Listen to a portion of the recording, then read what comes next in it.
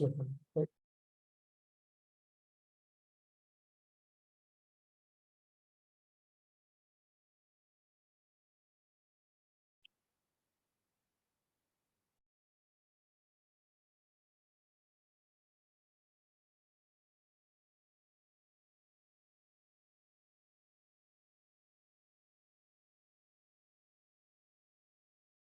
Okay.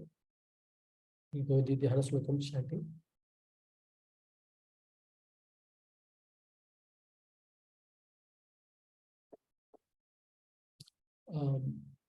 So the sequence, Shubhaji, are we following the one we published, or? We'll go based on whoever is volunteering. Okay. Yeah. Whoever wants to. I will start the first one. Yeah. Om Partaya Pratibodhitam Bhagavatam Narayanena Swayam Vyasena Gratitam Purana Munina Madhye Mahabharatam Advaitamrita Varshinim Bhagavatim Ashtadashadhyayanim Ambatvam Anusandadhami Bhagavad Gita Bhavatveshinim.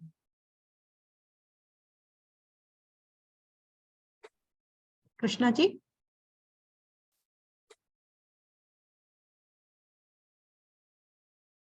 Yeah.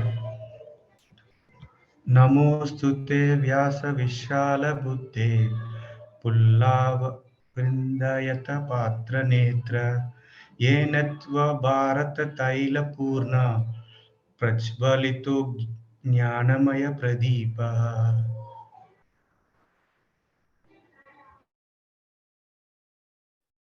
Rajashekhar ji.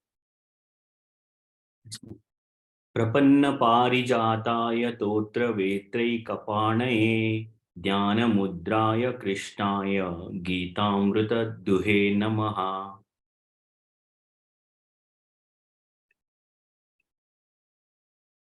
Arjun ji, you want to go ahead?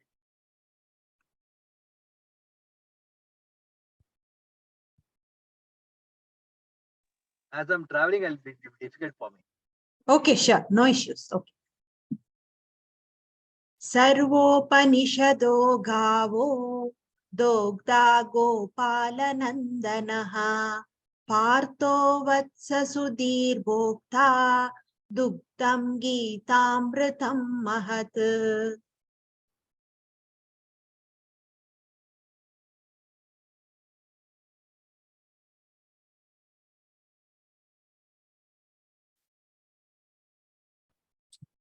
Bhishmadronatata Jayatrata Jala Gandhara Nilotpala Shalyagrahavati Krupena Vahani Karnena Vela Kula Ashwattama Vikarna Ghora Makara Duryodhana Vattini Sotirna Khalu Pandavairananadi Kaivartaka Keshavaha.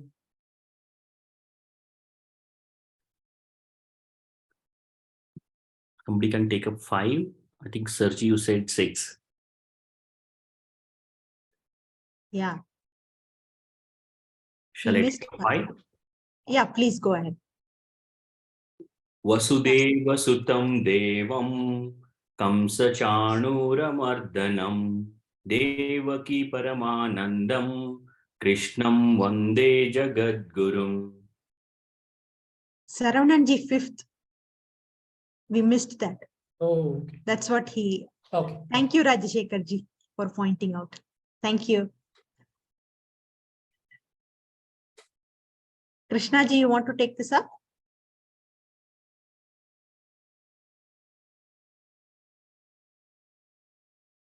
My screen is in the Gita Dhyanam 6 only. What's it, Krishna ji? I cannot hear.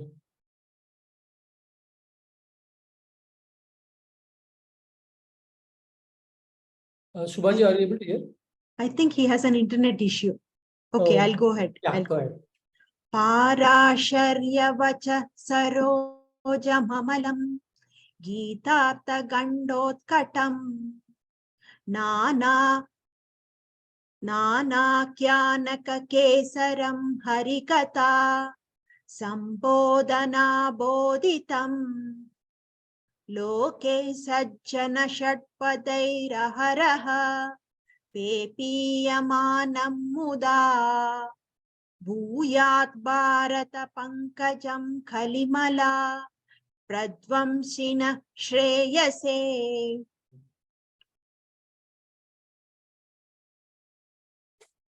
Krishna ji, want to try?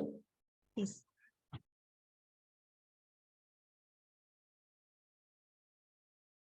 Krishna ji, you can see?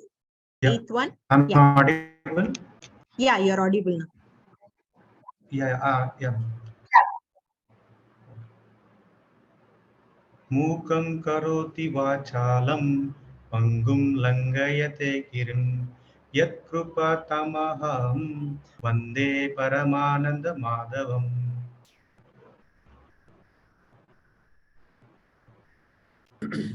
Okay, I'll go ahead. Yam Brahma Varu. Rajashekhar ji sorry, Saravanan ji. I think Rajashekhar ji wanted to take it up. Oh, no, I didn't mean it, but if you have said so, I No, will. go ahead, Rajashekhar ji.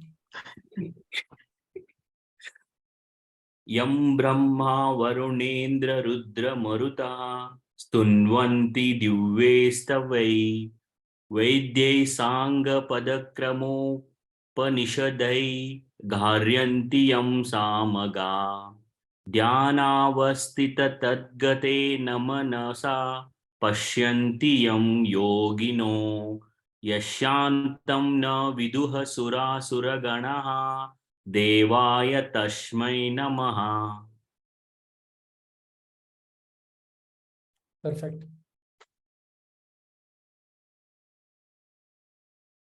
Thank you.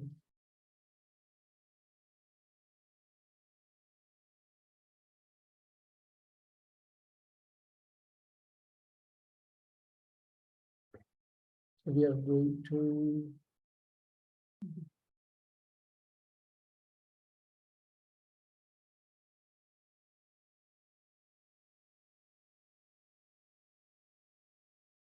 two 12, right?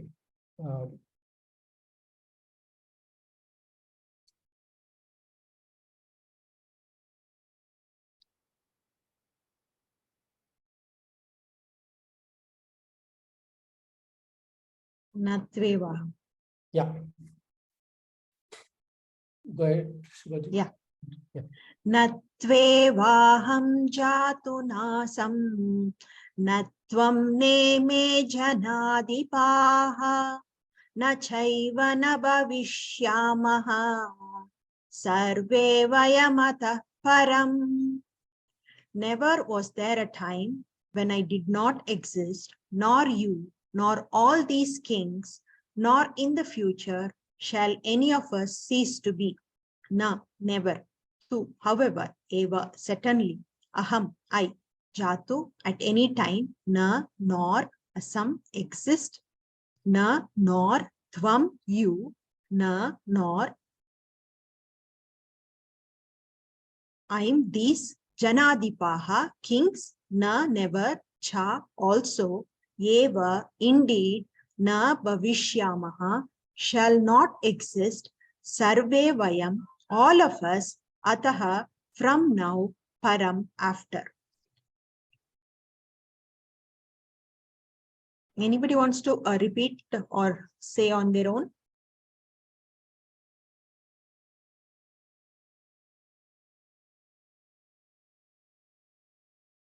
The shloka?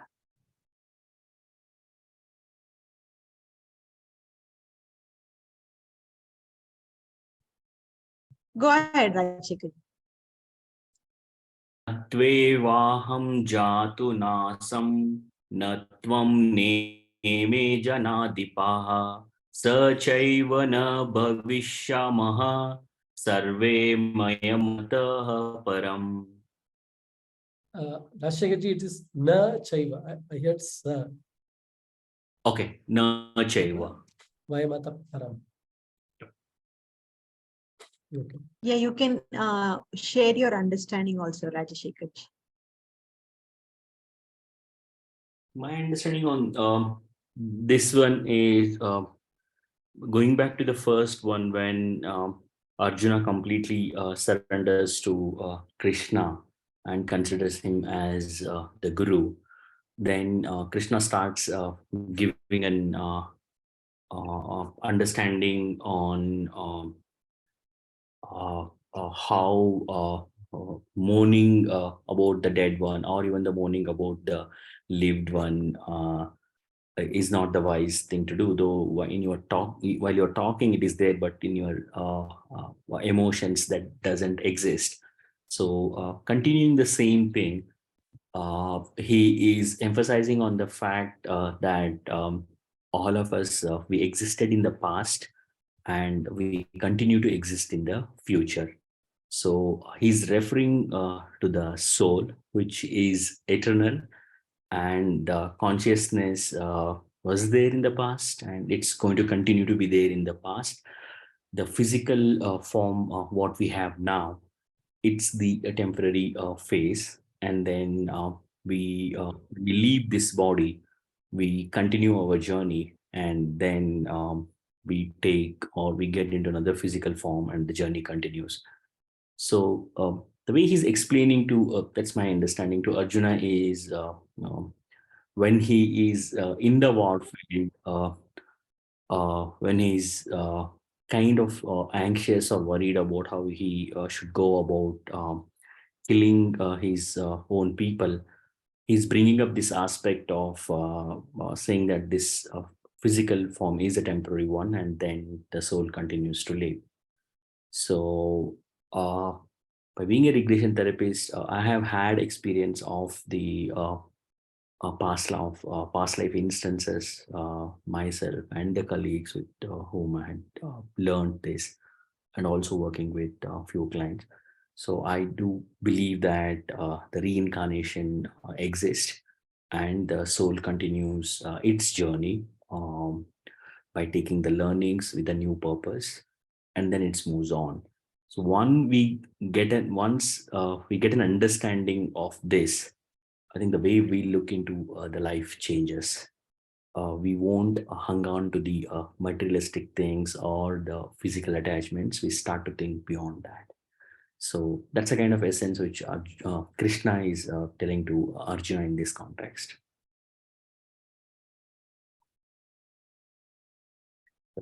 That's what I could read from this. I just have a question. When you said soul has its journey, what is this journey? In each life will have a different purpose. One carries the karmic baggages from the previous life as well. The sooner one get an understanding of the life, the better for the soul, and then will be much closer to the enlightenment. And that doesn't mean that once individual achieves the enlightenment, the journey completes. The soul might continue to come back into the earth with a different purpose or with a different goal. Okay. Yeah, just Rajashekar, this is based on any particular text, or this is your your own knowledge? I just want to understand, like, I think that's a learning what I learned from the healing modality, and then post that the different materials which I went through. Okay. Yes. Okay. So okay, definitely we will maybe spend more time on this to understand who is making this journey, and why should there be a different goal every time, and why should the journey should always continue. Yep. Because for in logically a journey has a destination, and once the destination is reached, the journey ends there. And so when you said maybe enlightenment and or even after enlightenment, the soul may continue its journey. Yep. Right. So that requires some more discussion. Right. Sure, sir. In this context, how do you see this? Like, how is it related to what Arjuna was going through in his in him? Why was Krishna saying that we were all there and we will continue to be there? Like you said, like he's talking about the soul. Yep. Right? So what does that mean to Krishna, to Arjuna, and like how should maybe I will stop there and then I'll come back. I want to understand. My understanding on this is it all started with the context where Arjuna was worried about killing his loved ones. Mm. And he started with saying that don't have any the grief about the dead ones or even the live ones. Okay, and then he continues explaining the soul and the body context, because what Arjun might be worried at that point of time is the siblings or the relatives who are there in that physical form. So he's going to kill them. The knowledge which Krishna is giving here is, I think you're just ending that physical form. The soul anyway continues to live after this. It continues its journey. It comes back with a new purpose and the new learnings. However, on the field of the war, you are on the side of the dharma, and you have to continue to your duties. In a way, kind of preparing Arjuna for the war by giving this context. And but in a way, this also says that though we existed in the past and we continue to exist in the future, what matters is here and now, what you're doing. And once one gets an understanding of it's just the physical body which lives and the soul continues. So probably that will help Arjuna to go ahead and then perform his duty without being too attached to the physical forms of his siblings or relatives. Okay, maybe, thank you, got it. Maybe at the end we will explore more into this aspect. Yeah, thank you. Yeah, Krishna ji. Hari Om Isha. Hari Om, sir. Hari Om, everyone. Hari Om. Yes, sir. The way I interpreted was, yeah, as per this context of Arjuna and Krishna, just you discussed it, that's what I had in mind. But I came up with I ended up in having multiple questions after understanding the meaning. Can I just like talk about the questions? So Yes. yeah, so it is said that the life itself, the consciousness, is what and we exist through physical element like a body in multiple life forms.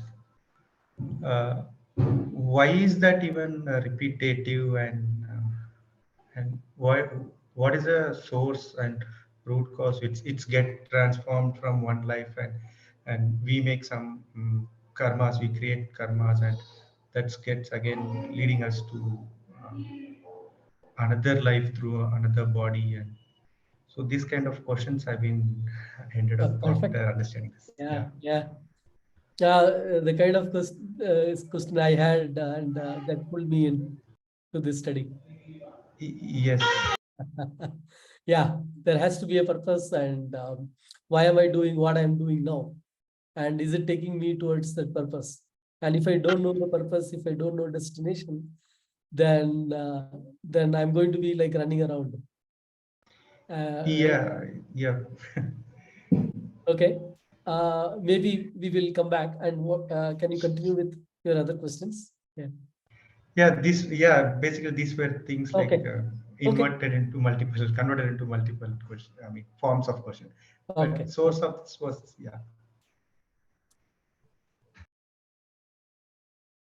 Yeah, maybe we can, I would say, like, come back to the end. We can discuss more. okay, sir.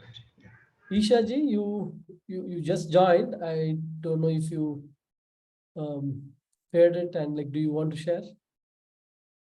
So as far as what I'm reading, if I have to explain what I understood, I feel, the problem like this, what written there, it's like it is always there. Everything is, how do I say, what Arjuna is asking Krishna at that particular time during the Mahabharata is a question that is relevant even for today. So maybe it is relevant after 100 years also. So the other people, not only Arjuna, maybe, all the other characters, whatever they're feeling, the characters are living with us even today. They will be living with us another 1,000 years later also, as long as humans are there. And similarly, Krishna is somebody who was there, who will be there, who will always be there to answer these things. So I feel it's like it's forever. So that's what, this lines, I don't know in English, when I read, I felt that this is what they were trying to say. Okay. Thank you. Thanks for sharing. And I see Ravi. I'm sorry, this is the first time I'm seeing Shubhaji. No, he's my husband. He used to join with me. Raviji. Yeah. Raviji is there, Raviji. yeah. Okay. Yeah. Raviji, you want to share?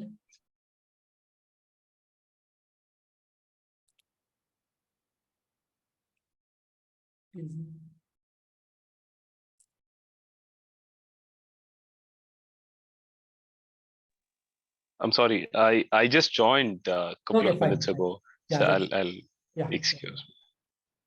Shubhaji, you want to go?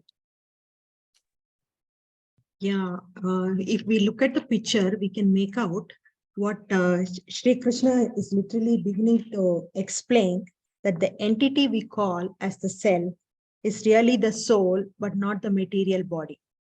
So, and that is eternal. So what we take is just the form, like we can be in each birth, it is just the form. Here Krishna is talking about birth and death. So when there is birth and death, where we exist now and we exist in the next birth also. So why are you even bothered about it, is what Krishna is trying to tell Arjuna. So birth and rebirth keep happening every time. We were there before, we will be there in the future also. So don't worry about this body. What you are taking is what Krishna is trying to tell Arjuna in this. So if we look at the picture also, we can be born as a human and take the birth as a human, or we can be flower or cat, whatever. So birth and death keep happening. So don't worry about that, is what Krishna is trying to say. Sarananji, you can add more. Okay, yeah. So my view is basically the confusion for Arjuna started when he identified people. So my uncle, my brother, my teacher, and me. Right? And this my me comes with the identification of the body. Right? Me, Saravanan, my wife, my child. Right? and that is what basically started the confusion. They're like, oh, I'm going to kill all my relatives and this. Right? And Krishna is taking Arjuna towards a big final truth that all these names and forms, they are more of they are a appearance, while the true one behind is the Atma, and this Atma is like beyond time. Where like Atma, the nature of Atma is Sat. It just exists forever. There was no birth and death for Atma. It is just there, right? And that is, so he is taking towards a bigger truth where like you are seeing this name and form which is actually changing every minute, and a change we can say as a birth and death as well. And so the Saravanan who was there yesterday is not there anymore today. That Saravanan right now is very different from the Saravanan one day back, or like 1 year back, or 10 years back. Right? So this is a small, there is a birth and death going on with all this entire, the cells in the body, right? And so this is, so what is changing is not the real, it's not the truth. While what is giving life to this form, that is the real one, that is the truth, that is the Atma. So Krishna was trying to point Arjuna to see the truth. Okay, this is the time I'm sure like he's taking him to go see beyond these appearances. Okay, so the next question may come as, oh, is it then like everybody is all I see is Atma, so what should I do?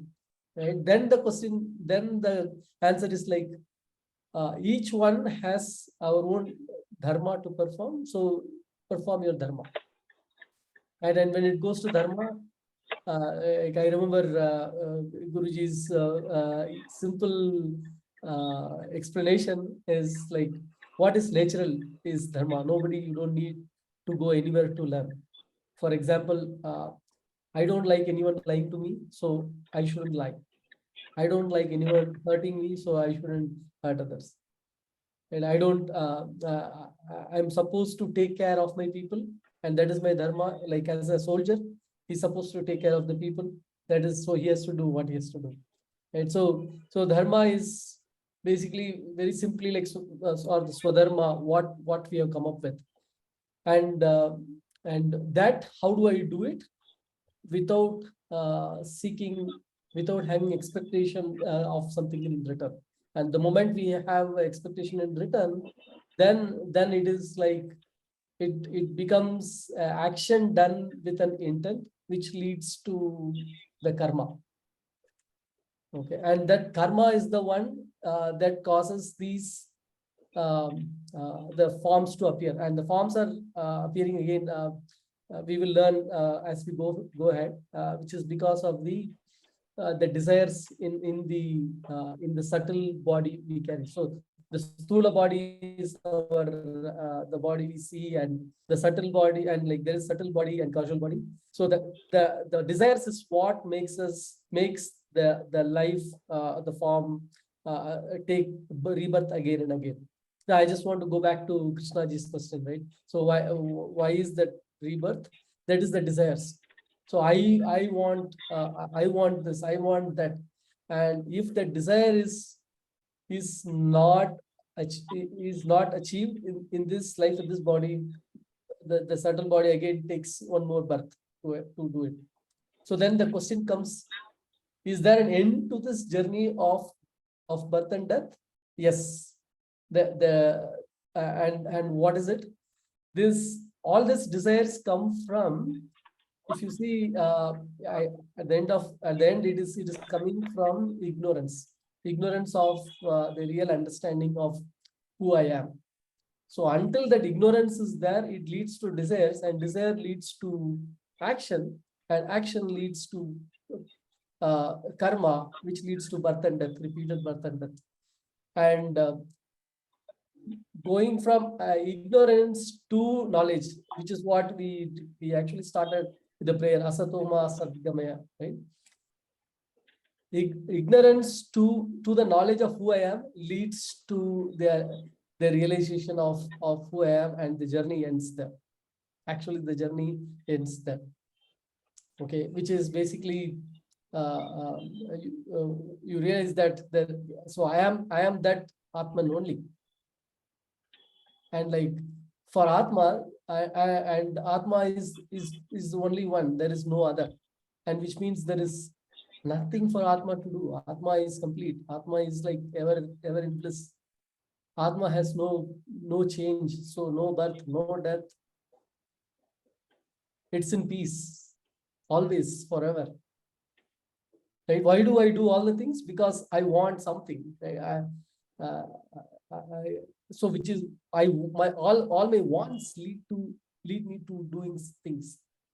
And these, when the wants actually slow down, the actions will also slow down. I think that is easily we can observe as well. So the desires of wants lead to actions, number one, and number two, the fear of what will happen because I don't know who I am. Right. So these are the things that lead to the actions and lead to multiple birth and death. Krishnaji, so that, yeah, is that making sense? I was trying to figure out how far to go. It's a full subject, I would say, what I tried to explain. Yeah, but I think we will repeatedly go over this again and again, because the whole Bhagavad Gita and Vedanta is all about this same knowledge being said in multiple ways, in multiple to basically explain and remove that ignorance part. Right? Like it's like a dirty vessel takes many rounds of cleaning. You clean once, the dirt is gone a little bit, and then you keep cleaning again and again, and after a while, like it's good, right? So like that, we will go through this same knowledge in multiple ways again and again. But it's also said that it depends on the level of the seeker.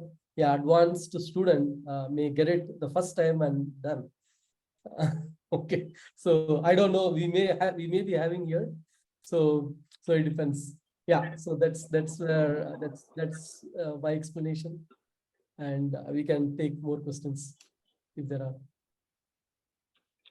Can I share, Shravanji? Yes. Okay, I'm just on mic, not on video. Yeah. Go ahead.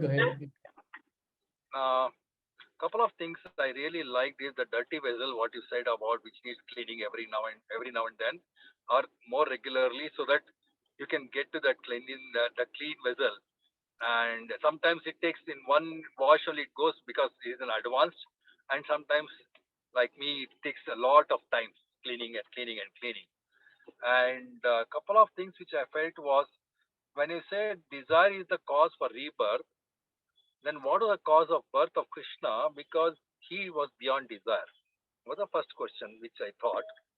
And what I got as an reflection answer from myself was, Krishna took birth with awareness. There's an awareness that dharma has to be established. So birth need not be, in my opinion, only because desires have not been complete, or there's still more desires to be completed. It can also be awareness. With awareness, one person can come to this world. That's one thing which I felt. And second thing is ignorance and awareness. Like in the sense, once the end of ignorance, what happens then, that the birth and death cycle stops. Yes. In my opinion, birth and death cycle may continue out of choice also. But what is important is, with awareness, one person comes to this world, then he can live like Krishna, who is always having the smile on the lip, because he knows that he has entered into the Maya world with choice, in the matrix world with choice. And being in that matrix of the Maya world with choice, it's like this is one more drama to be played without getting attached to the drama, the role of the drama, and saying that I am that role now. I'm just playing the drama for the specific purpose which I need to play, period. And that's what is my thought. And coming to this shloka, as such, for me, I got connected again back to my mother when she passed away. Like I was so unhappy and grieving the mother's, lamenting and grieving my mother's death. But at the same time, when my father died after a few years after my mother's death, I did not grieve as much as I grieved for my mother. I felt sad, but only for maybe few days. But with mother's death, it was for months. The reason was at that time I never distinguished my mother, and I went on saying that my mother is no more, my mother is no more. But the moment I got the thought about my mother and said that a thought occurred in me that my mother was not the form, not that whatever I thought as she to be, but the moment I recognized her to be an energy which is cannot be destroyed or created, then immediately my grief vanished. And here also Krishna is referring to, in my opinion, that I am existing, I was existing, I will be existing, I will continue to exist. And I was, I am, and I continue. It's applicable to me, it's applicable to you, Arjuna, it's applicable to everyone, even those kings, Janadipa, those kings also is applicable. The reason is there's nothing called beyond, there's nothing called death. Death is only for the body. And when we talk about death as such, when we say that person left his body, who left his body? Or deha bitru, or in illa. In Kannada they say or in illa. That means that person is not there anymore. Where he is not there? He is not there in that body, yet he exists somewhere, which we are not able to recognize. And that which he exists somewhere is nothing but the Satchit Ananda. And where he has existed was in the body, which is changing and which goes on changing, and the change state is the death. So if you really see, Krishna is referring, in my opinion, from the point of view that that person whom like he's trying to put across into Arjuna that look, you may think that you are killing, you may think that these people are going to die. Like it's not about they are going to die, they will exist even otherwise. They may not exist in the body form, but doesn't mean that they will not exist. And he is trying to build the whole context of Satchit Ananda, and this is a slow process of operation where the operation has begun, and he wants to get deeper and deeper and deeper. He has just opened the layers by giving an input on what, like giving an input that whatever you're thinking that these people not exist, they'll continue to exist. You're not killing any one of them because nobody can be killed, which he says later in the chapters. So he's only referring to the fact that they, neither you, neither me, neither you, neither the king whom we are referring to, they existed before, they're existing now, they exist in the future. So that's what is the reference being made, in my opinion, in this shloka. That's what I wanted to share. Okay, thank you. Yeah, one thing, when you say they in plural, it is, and when he's talking about, when in the picture, what Vijayji is showing is that that's the light, right, like a sun. He's talking about Krishna is talking one level beyond this body, right? And what is powering this Correct. body is Atma. And that Atma is one. It's not multiple. It's the same. There is only one Atma. Or there is no, as Vijayji corrected last week, there is no other. For when it comes to Atma, there is no other. Okay, there is no numbering at all to count.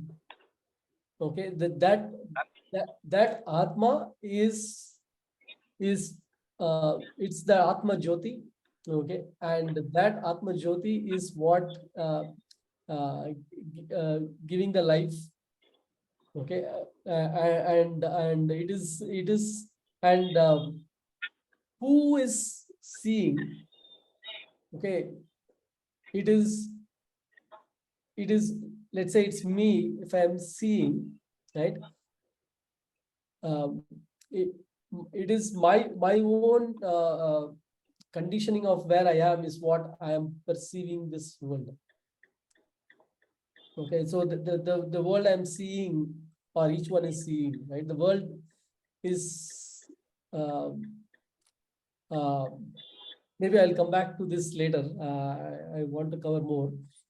I want to touch upon one more point which you said. Yeah, which you talked about the avatara. I want to touch that, and then I'll come back. So even after enlightenment, you said there can be birth because Krishna came. So there, what happens is, we use this word Atman and Brahman. Very similar. Okay, it's the same thing. Okay, so the Brahman is the one that has like no form and like no boundary and no properties that we can attach. We cannot see it like how we see the objects, right? See this Brahman without any property, we call it nirguna Brahman, because the question will come about like me, the world I see, and then the God. Who is this God? So since Arjunji brought the Krishna's birth, so I want to bring that. So the Brahman is nirguna, while the gods we see, these are basically the Brahman has infinite powers, and the powers, each and every power of Brahman, when it manifests, it is in the purest form. It's the Saguna Brahman. We call it Saguna Brahman. Okay, and this Saguna Brahman is the gods we worship, and the speciality about these avatars is they are not out of desire or like there is no ignorance, and they come up with pure sattva guna, while the regular birth and death happens with all three sattva, rajas, tamas, right? In terms of the gunas. So there is a difference between the avatara like this, Krishna, and the birth and death of the regular people we see. So I just wanted to add that.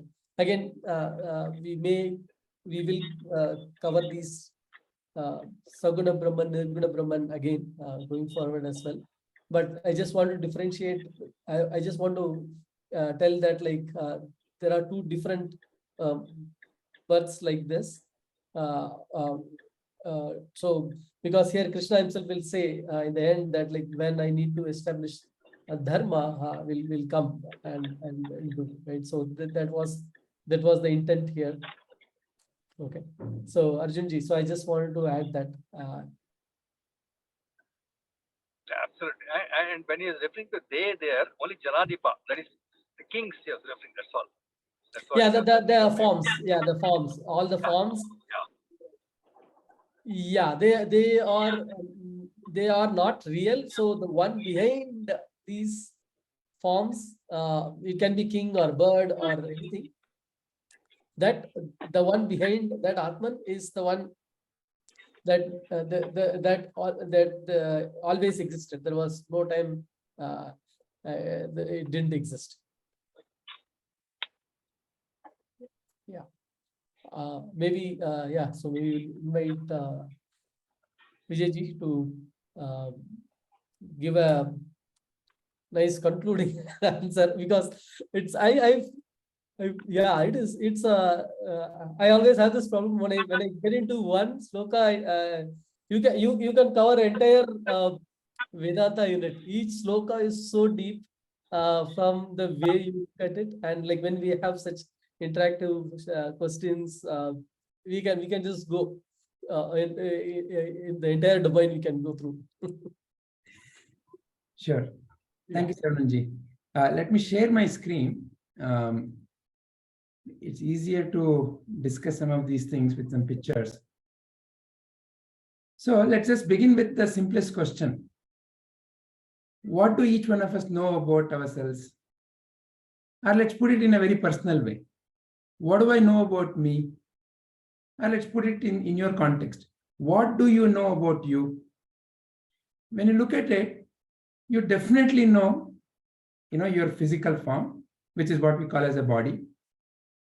You have eyes, ears, nose, right? All the body parts. So when you say I, you are referring to this whole thing. This much, all of us are very clear. I have a body, or I am a body. So that concept is there in our mind. So now, where is this concept? So there's also another aspect that all of us know that we cannot show physically, like the nose and the ears and the eyes and the hands and the legs, but something that we know where, we process information, which we generally call as mind. In Sanskrita, especially in Vedanta, it is called as inner instrument or antakarana. This body is called as bahyakarana. Outer instrument, bahyakarana, inner instrument or antakarana, right? This much all of us know very clearly. It is in our day-to-day experience. So I don't think, any one of us have any confusion about it, right? So I very clearly experience my body. I clearly experience my mind. Okay. So given this, now let's take the next question. So the body is also going through some kind of a journey. Okay. So before we jump into that topic, this complex, this body and mind together is who I think I am. Or you may be thinking this is who you are.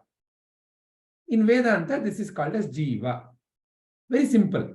Jiva means someone who thinks, they are the body and the mind. And this is in our day-to-day experience.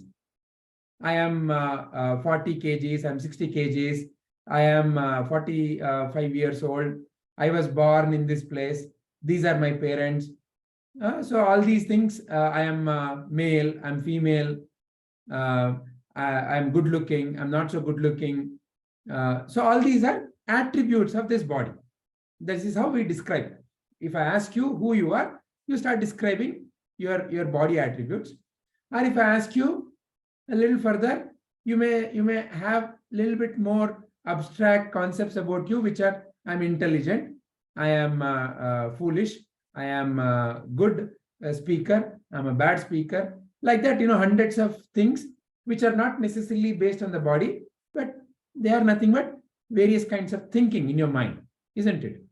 So, for example, show me on your body stamp called Indian. There is no stamp called Indian in your body, but it's a concept in the mind. Or, you may say, I belong to this community, such and such community. Show me on the body community. There is no community stamp on the body. It's a concept in the mind.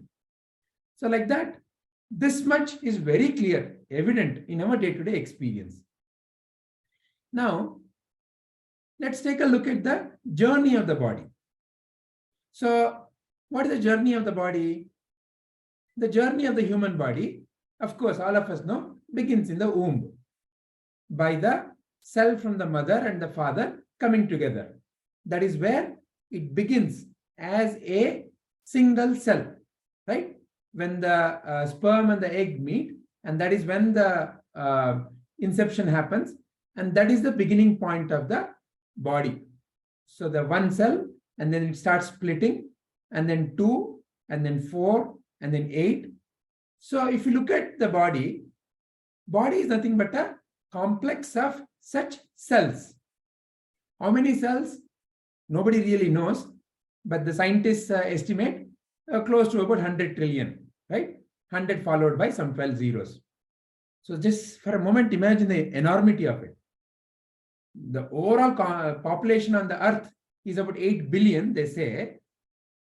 But within one human body, there is 100 trillion. So it's just an unimaginable number. We simply use these numbers. 1 million, 1 billion, 8 billion, 100 trillion. somebody has said, just to give you a sense of it, the current in the known universe, they have counted some stars, right? The number of cells in the human body is much more than the known stars. Just to give you a sense of the what you are calling as, your body. Okay. So this journey begins there, and then we all know it is born and it takes the shape of a baby, and then it grows, and then it reaches the adulthood, right? So it is, when it is adult, it has reached the peak. Till there, you say, oh, you are 4 feet height. Now you become 4.5 feet. You become 6 feet. Oh my God, last time when I saw you, you're so tiny, I couldn't even recognize you. We use these terms, right? So these are all related to the body changing continuously.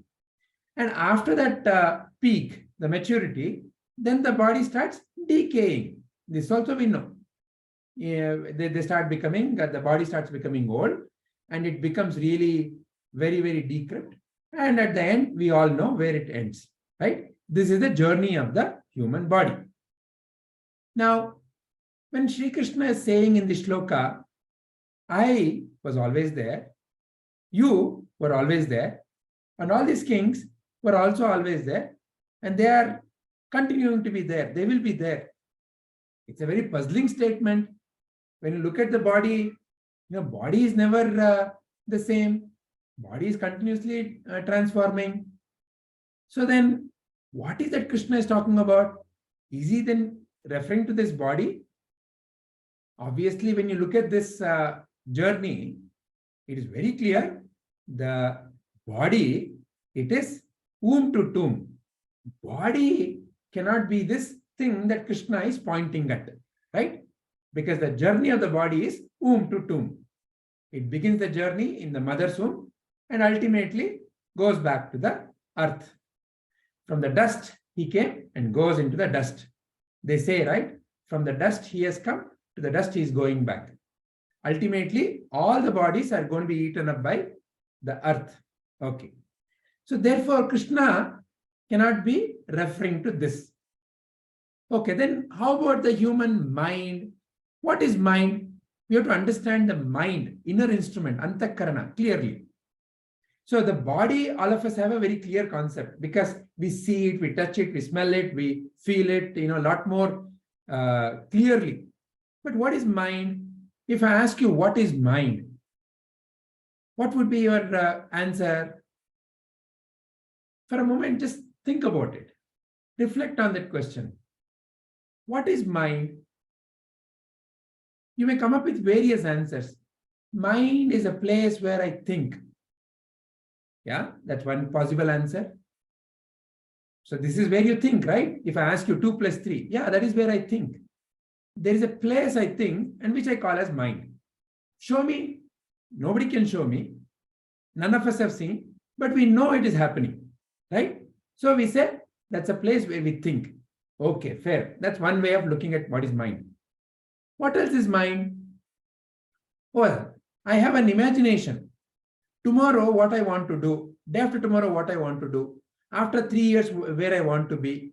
So we all have a sense of that going into the future. If I ask you, where are you going into the future? Obviously, your body is still here.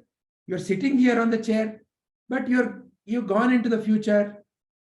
So that place through which you're going, that instrument through which you're going to the future is mind. This is one another way of looking at the mind. So thinking, then going into the future, then obvious next point would be, you can also go into the past, right? So you can go and collect all your past information and you can tell me. That's also a place you call as mind, right? So in a way, this body is meant for here and now. I want to talk, I want to get up, I want to run, I want to eat. That is what this body is. Whereas this mind is for time travel. Go into the past, go into the future, or be in the present. See, You have a time traveling machine within you. Yeah. So you can travel any time. You can go as far as you want. You can go as fast as you want. How further you can go into the past, again, depends upon you. For example, most of us, if I ask you, so for a moment, close your eyes and go into your past. Think of, what is the most earliest childhood memory you have. Just think about it for a moment. Just reflect on that. Just look into your own minds. Go back and see what is the earliest memory you may have. Depends upon you, right? Some of you may recall, oh, I recall when I was 3 years old or I was 4 years old. Some vague memories would start coming into your mind. And usually between the male and the female, especially between the husband and the wife, it is the wife who has a better memory, because she usually tracks all the things that you have done which has hurt her, right? So if you ask all the times you have made a mistake, it's the wife who can give you a good list. So between the man and the woman, between the husband and the wife, usually the wife has a better memory. Is it really better memory? That's a separate question, but we can see that, right? So like that, there is something where, we can go and pick aspect of our life. Now, is this the end? So whatever your 3-year-old memory, is that the end? Can you go back further? Why is that, you don't have any memory of being in the womb? Is it possible? And that is where, like our Rajshekhar ji said, the mind also has a journey. How further you can go, in a way, nature has given you some protection. See, imagine, somebody has hurt you. How long we keep on brooding about it? You all know, right? You all know your own mind. You know what they said that day? You know how they insulted me? We bring it back again and again, again and again, again and again. And we keep talking about it. Especially between husband and wife, you are caught. What you did 10 years back, that will be remembered. Exactly the date, time, color, everything will be remembered. And, there'll be missiles going back and forth, right? So with that kind of a mind, if let's say you had memory which goes little further than, let's say, this life. My God, already this life is a mess. Then with all that memory, imagine how it would be, isn't it? So in a way, for the time being, let's say nature has given us a protection. Now, what is that then the human mind's journey is like? Human mind also begins. But when does it begin? When does it end? Is a slightly more detailed answer, or a slightly more different perspective than the body. Generally, when you think about it from the standpoint of your current life, you may say that, okay, I have my earliest memory going back to my 3-year-old or 4-year-old, some vague memory I have. Okay, so you remember something. So which means that it is in your mind that you're recording, isn't it? So you may remember something. So, however, slightly further, maybe, when you're 8 years, 9 years, 10 years, if I ask you some questions, you may be able to recall better and further. As an adult, you may recall many more things about you. But then what is happening? As you grow older, this memory is also weakening. And especially, there are some situations where some people totally forget about their life's memory, Alzheimer's disease and such. So all these memories, all these impressions is what actually gets carried from womb to womb. All right. So this is moving from womb to womb. The impressions are moving from womb to womb. That's why when you notice children, sometimes you wonder, the same mother, even in case of twins, you can notice sometimes. Twins means what? They're born at the same time. Same mother, same father, same environment, same input, but somehow their inclinations, their behaviors are slightly different. Anyway, so this is the journey of the mind. So it kind of goes beyond current life. But when we talk about current life, we generally think in terms of beginning of the body, that is the birth, and end of the body, that is death, and a new body taking birth as the next life. However, if you look little close, when you notice a little closely, just notice every day night you go to bed. And during the night, there is a time of deep sleep where you don't even know whether you are dead or alive. And in a way, next day morning you wake up. In a way, you can say that last night I went to my bed and I don't even know whether I was alive or dead. In the morning I woke up. It's like a new birth, right? And what is that comes into your mind as soon as you wake up in the morning tomorrow? Depends upon what you're going to the bed with, isn't it, tonight? If let's say you go to the bed tonight with a feeling, oh, tomorrow morning, as soon as I wake up, I have to do these dishes. I have to attend these calls in my office. These are the things that I need to do. The moment you wake up in the morning, those are the thoughts that are flooding into your mind. So in a way, it's like a computer, right? When you turn off a computer, it shuts down. Nothing is on the screen. The power is not there. Where is all the software? Where is all your documents? Where is all your photos? You will say, oh, just turn on the computer. And the computer boots up and everything will come back. So it's somewhere there in the computer, you know that, right? Stored in the memory. Likewise, all the impressions are stored in the memory. And in the morning when you wake up, ta-dang, that whole software once again comes back. So this is when you look at it like a day and night. So why go all the way up to birth and death of a new body? Free night is like a death. Now, if you look little more closely, is it that this body is changing only after some years? Look a little closely. You may not notice the change of the body immediately, but the body is constantly changing. Every moment, if you happen to be let's say having the electron microscope eyes, and when you look at somebody, you can see that at any given moment, billions of their body cells are dying and new body cells are coming.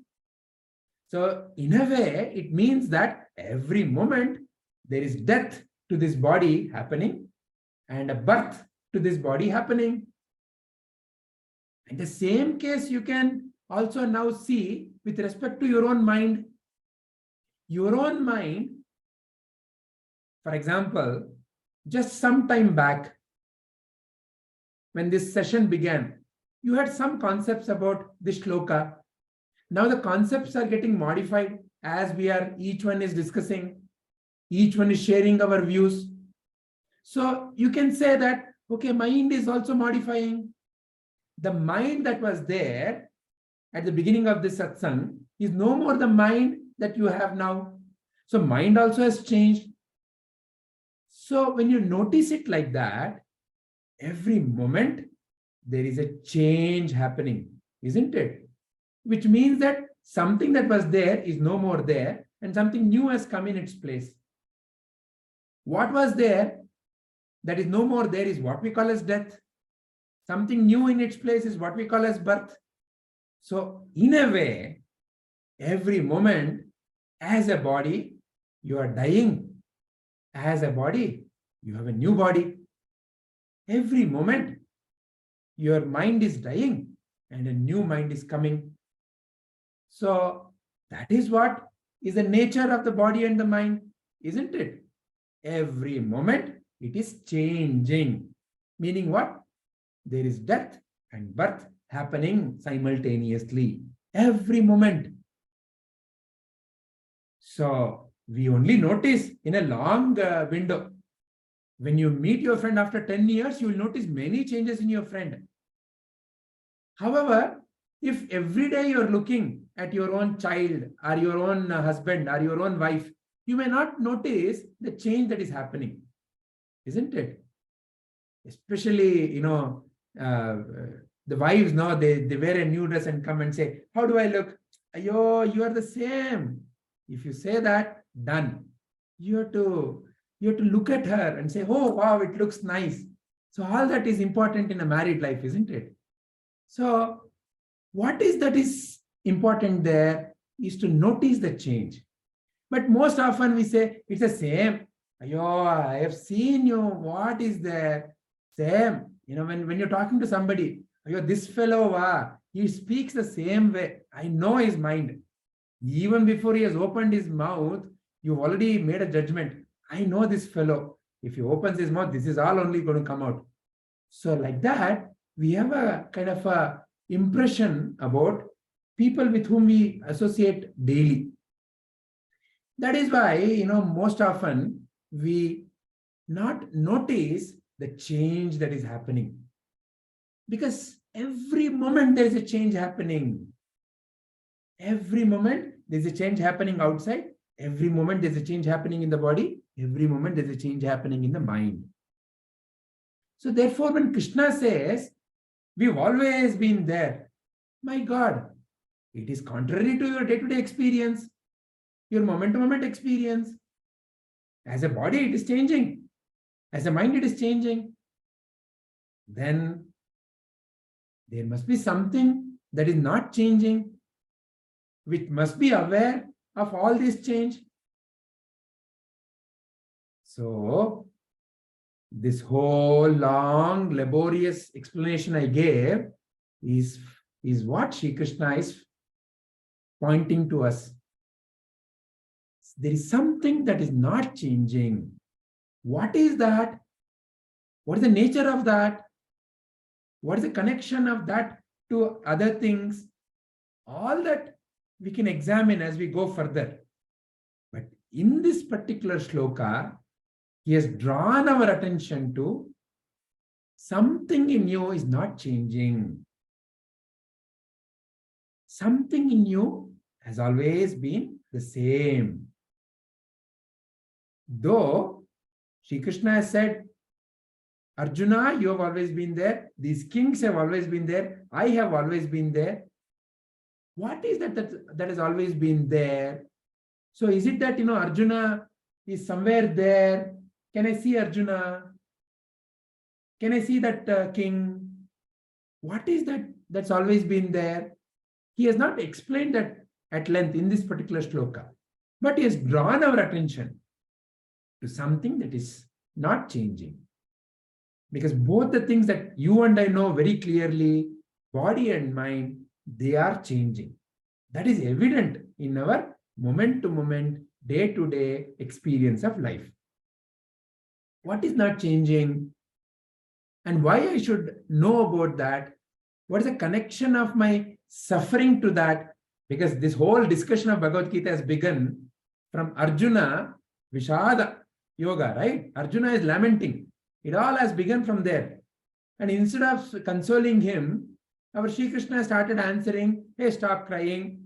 And immediately is saying that, why are you crying? None of us, all of us have always existed. So he's talking something, not at all worried about Arjuna's Vishada. It appears so, isn't it? Or is it so? Why is he crying in the first place? So the root cause of the crying, the root cause of the grief, the root cause of the suffering of Arjuna is the root cause of suffering of you and me in this life. We are bound to this changing thing. We are bound to this changing. My body, oh, I love my body. I look so nice. I am so beautiful to look at. But now, oh, I've become old age. Or, oh, my nose is not nice. Oh, look at that heroine. I don't look like her. Look at my color. I want to change. I used to be so good looking. When I was a child, everybody would come and hug me and say, oh, Muddu. Now, nobody does that. Oh, I have to look good. So, my suffering has started. Why? Because this changing, I'm not okay with this. Similarly, this mind also. I'm so stupid. That fellow is so intelligent. I am so peaceful. That fellow is so angry. So there's a sense of, not okay with how others are in their behaviors and how my own mind is. With my mind, with my own thinking, I have qualms many a times.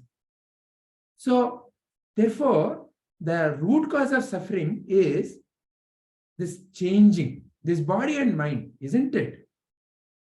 If you look at your life, what makes you feel sad? It is something related to your body. Body pain, body ache, body hunger, something related to your body or something related to your mind. These are the only two sources because that is very clear in our day-to-day experience. So now, suddenly Krishna has introduced us to something that, we have not at all paid attention to. This much is the beginning step of the end of the suffering. Beginning of the end of the suffering is what Krishna is pointing at. Till the Arjuna Vishada Yoga, it's only suffering, suffering, suffering. The more we talk about, how they cheated us, how they treated us, how good I am, how bad they are, it's nothing but Arjuna Vishada. Your and my Vishada. My husband is not like that. My wife is not like that. My boss is not like that. My child is not like that. I wish they were like this. Oh, Pakistan. Oh, that community. I have 101 or maybe 1001 or maybe 1,000,001 problems in life. And all these, if you look at it, are in my body or in my mind. Correct? And now, Krishna is not at all addressing any of the problems. He is simply drawing our attention to something else. All right? Yeah.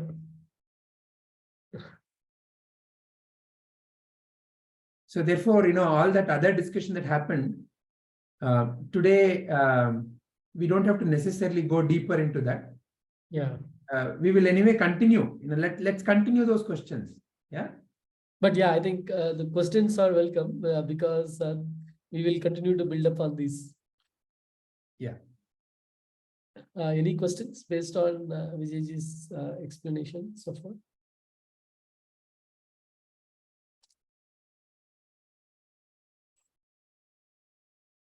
Okay. I guess no. No question. I just want to add one statement. Yes. I mean, audible. Yes. Yes. Yes, Okay. Krishna, you are audible. So yeah, just the beginning of this satsang, right? So the day I joined, had a lot of confusions and clarity. So everyone's understanding and their interpretation, even today, right? So Saran and everyone gives me like kind of clarity. And Vijayji, one day, I don't remember the actual date, showed us an example of bottle with the sand and the leaf. So just check the bottle, right? So it was like fully confused, mingled up or mixed up everything. So once it was still, so then we come to know what's not as and what. So the day by day, it's getting more. I don't know if it's a clarity or I don't know what's the right word to say. It's cleaning the vessel happening. But yeah, yeah, exactly. So it's kind of realization and more understanding, and it takes time to make a question. Actually, the Yes, first agree, time whenever I completely. listen, Yes, yes, yes. so I have to go through and And understand yeah, very slowly. Yeah, that's just want maybe, to share it. Yeah. maybe like do capture it, drop the questions in the WhatsApp group, so that maybe we can take them in the next session.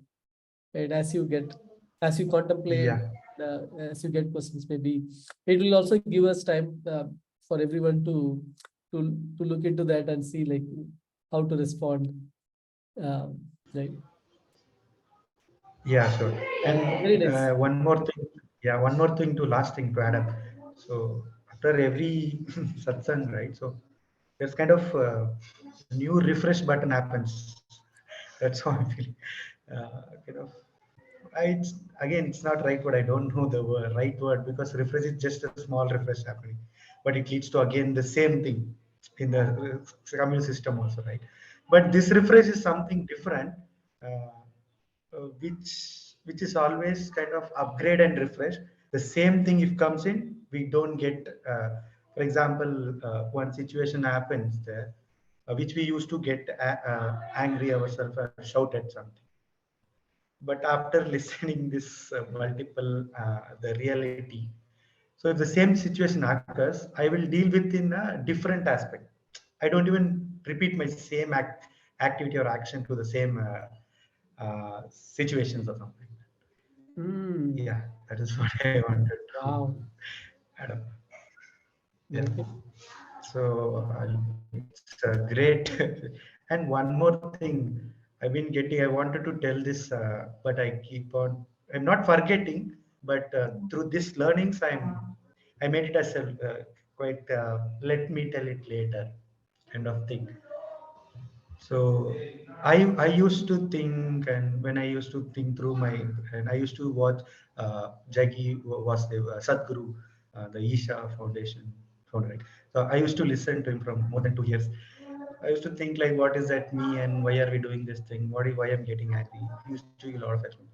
So when I talked through my friends and like from after college and after joining my company just 5 years or 3 years before recently, they don't like a kind of uh, they tease me like, why you are starting now, you are going to become Guruji or something.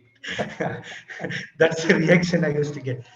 Then I that time, right, I don't feel much, but coming up, I just used to think I want to talk in this context where people are already there. I Mm, used to think while sleeping. It's not like kind of a request or something, but I used to think. But I ended up, and Vijayji started a program in where we work together in office. We started one leadership program, and then I ended up passing. So then Vijayji shared, and now I feel like I'm in right place, and all are like again more experienced, and the context is also adding me more clarity. I just yeah. want to thank everyone and opportunity provided by Vijayji and everyone in this session. Awesome. Yeah, it's definitely not something to pick up after 60s, where like it is like they say, right? It's a uh, manual for the life, and you don't read the manual after thoroughly misusing the machine. Okay, now I am free. Let me know the machine is gone, right? So very nice. Yeah, so very nice to hear. It took me a long time to reach. You have started very early, which is good, and definitely, I like in my own personal life also. The way I see it is, yeah, we are not learning this like the learning is like of two types. One is this learning we do for a degree or like for a qualification where we just answer it, and like someone says you are pass or you use a certificate and done, right? And like does it help the life like in reality? It may not. While here the learning is like is such that like you can apply it every moment, right? And unless you can apply, like there is no point in going through it. So it is not something for it is not about like some computer or some third thing. It is about you. It's about me, which means like right. It directly has influence on it. So Vijay was saying, right? It already changed. Who the one who started at the beginning of the session to now, it has changed. You have changed, right? It is a direct, right? It's a direct application. It's like the knowledge is directly going in you, and like it is creating that change. Right? So that way it's a special learning what we go through in this, right? Yeah, that's the speciality. Yeah. Thanks for sharing, Aishu. Yeah. Saranji, I think Rajshekhar sir wanted to share something. Yeah. Okay. No, sir. I was just acknowledging what Krishna is saying. So it's wonderful to know the journey he's going through. Yeah. The learning is pain is there for everybody, but it is the choice you make whether you want to suffer or just leave it. Absolutely. I think other day I remember, I don't want to take too much time, saying that happiness is not absence of suffering. And then they ended up showing a picture, which is a conversation between two individuals. When I asked the other person to draw a picture of happiness, he drew a picture where he says the old person sitting with his grandchildren sleeping on a bed. It's a small hut. It is raining. The water is coming, and then they have a umbrella which is put on top of the bed, and all of them look so happy. Yeah. So I think whatever you share, Subhaji, absolutely right. It's how we take each a part of our life journey is what matters. So it's definitely happiness is not that, hey, you don't have any sufferings. And I think that's one of the key thing. I'm going back to what Vijayji and all of you shared. I remember in reading the journey of consciousness, the reason why the consciousness has to come back into the physical form is we carry this stickiness. And the only way to clear this stickiness is coming back into the physical form and cleansing it. Once we go back, they say that there is no other way of clearing it than coming back into the physical form and then going through that learning. I think I'm sure this is just the beginning for us. We will discuss more learnings. No, so one thing I have seen is if there is a time travel, if I look back, what I used to say 3 years back to what I am saying now, the choice of words, phrases, sentences have changed a lot. Absolutely. So, and like, so we will as we go through these slokas, it gets very clear. Yeah, thank you. Shubhaji, so should we? We will just recite the next shloka for next week. Okay. And then we'll go for the closing prayers.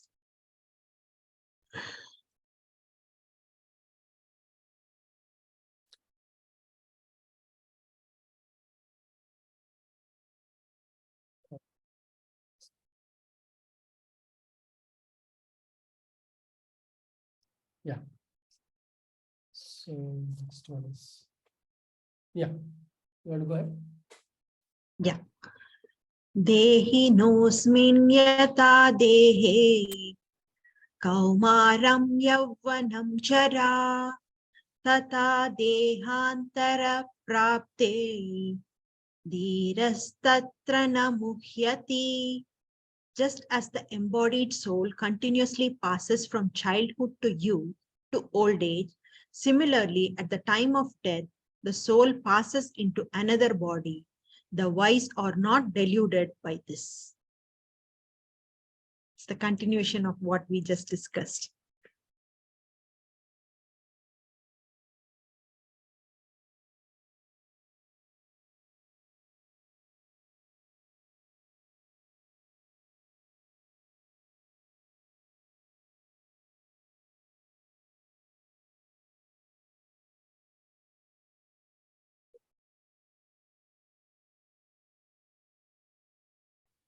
Anybody wants to volunteer?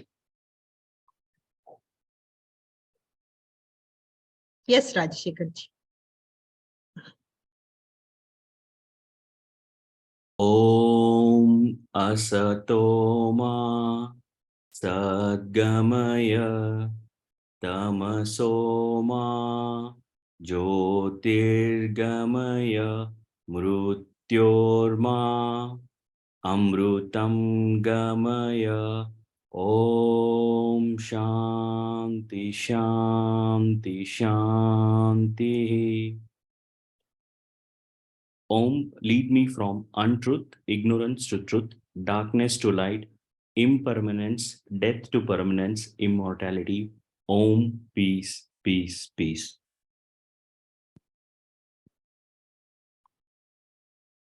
Om Purnamada Purnamidam Purnartha Purnamudacchaite Purnasya Purnamadaya Purnamevaya Shishyate. Om Shanti Shanti Shanti. Om, that is complete. This is complete. From completeness comes completeness. When completeness is removed from completeness, what remains is complete. Om, peace, peace, peace. Nanu Nanyambudu Nanalla, Ideha Manabuddhi Nanalla, Satchidanandatma Shiva Nanu Nane, Shivoham, Shivoham, Shivoham. I am not the body, I am not the mind, I am Satchitananda Swarupi Shiva, Shivoham, Shivoham, Shivoham. Antarjyotihi Bahirjyotihi Pratyakjyotihi Paratparam Jyotirjyotihi Swayam Jyotihi Atmajyotihi Shivosvyaham. I am the supreme light of awareness, illuminating the outer world of objects, inner world of thoughts, and deep sleep state. I am the divine light of the nature, auspiciousness, Shiva Swarupi. Atmadarshanam, Brahmadarshanam, Brahmadarshanam, Satyadarshanam. Recognition of the self is recognition of the whole. Recognition of the whole is recognition of truth. Om Sahana Bhavatu Sahanau Bhunaktu Sahaviryam Karavavahai Tejasvinavaditamastu Ma Vidveshavahai. Om Shanti Shanti Shanti. Om, may we all be protected, may we all be nourished, may we work together, sharing our energies, may our intellect be sharpened, may we be friends forever. Om, peace, peace, peace. Sarve bhavantu sukhina, sarve santu niramahaya, sarve bhadrani pashyantu, ma kashit dukkha bhaga bhavet, sarvesham swastir bhavatu, sarvesham shantir bhavatu, sarvesham purnam bhavatu, sarvesham mangalam bhavatu. Om Shanti Shanti Shanti.